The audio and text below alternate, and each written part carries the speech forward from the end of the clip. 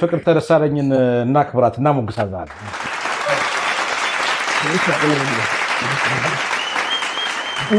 የኢትዮጵያ የምርምሰሎነ አንድ ማገተራ ምንልሽ ሆነ በከሩነ ጋራችን ተረው ወንዛል በሾሎ የኢትዮጵያ የምርምሰሎነ አንድ ማገተራ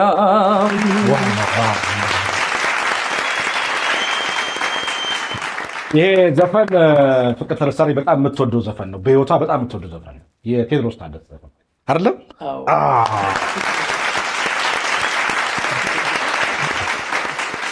እንግዲህ ለ60 ዓመታት በሙዚቀኝነት በተወዛዋዥነት ከ51 በላይ ዜማዎችን በመስራት